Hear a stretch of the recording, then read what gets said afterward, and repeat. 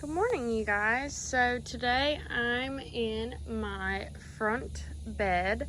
So this is the bed that has the drift roses and the limelights, and then I planted a couple sun hostas behind the fountain back there.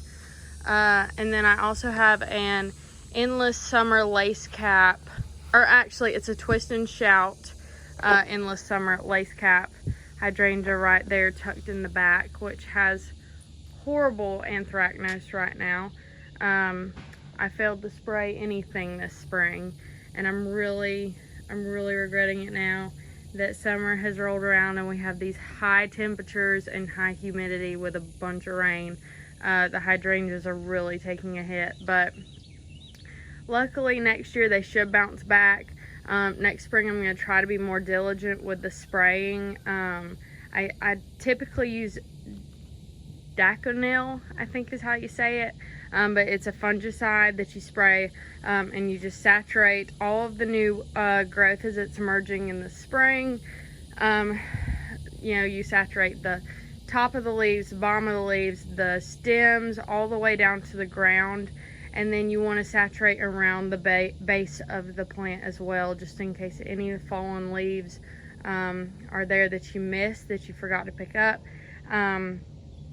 Because it can overwinter and produce more, or produce spores whenever the temperatures heat up. Here in Zone 8, South Alabama, we have temperatures typically in the high 90s right now, with heat indexes above 100 daily, plus high humidity. So it's not a good environment for these babies, but they'll make it through. Luckily they're very hardy plants, so they're pretty tough. It's hard to kill one. But I was going to show you some of the limelights in the front. So these are they have some blooms that are going out and they're spent, kind of looking a little sad, burnt. And then some of them that are just coming into their prime here, that are just starting to open. This is gonna be one of my bigger blooms. It's pretty decent size there. But this is a second year plant. So we have some that are newer down there. But this is a second year plant, and it has grown tremendously. Let me back up so you can see. So that's one, and I pruned this one back, you know, to where it was just a few little stems in the spring, and it has put on a bunch of new growth this summer. This stem came from, let's see, actually this looks like it is pretty much a brand new stem this year. But it's all the way down to the base, and it has grown all the way up and produced a bud. So I mean, these plants just grow and grow and grow, and they're just non-stop.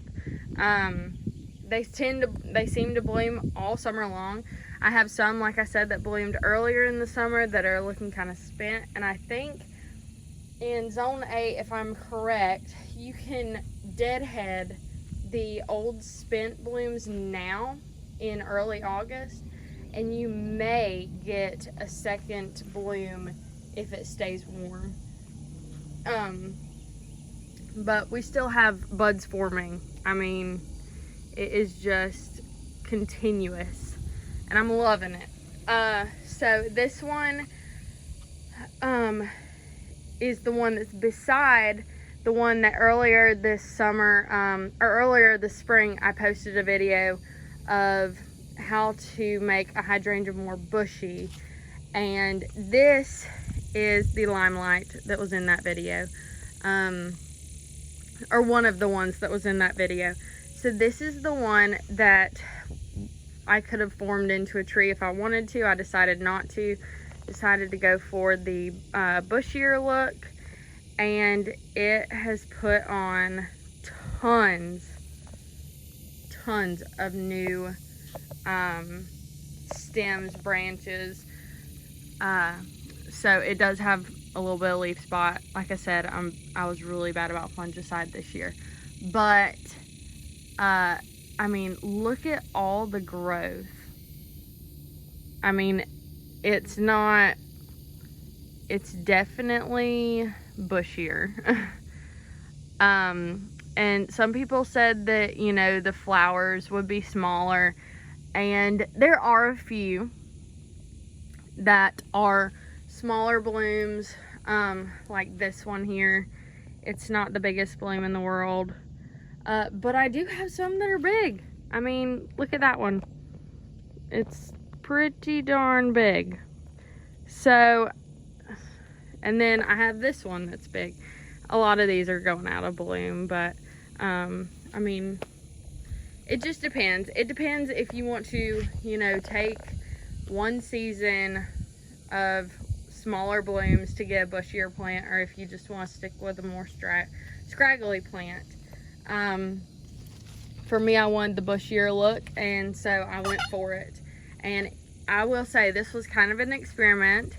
I had never truly done it before, but I'm really happy with the results. I mean, it is a pretty full looking plant compared to the earlier video that I will post in the description box below.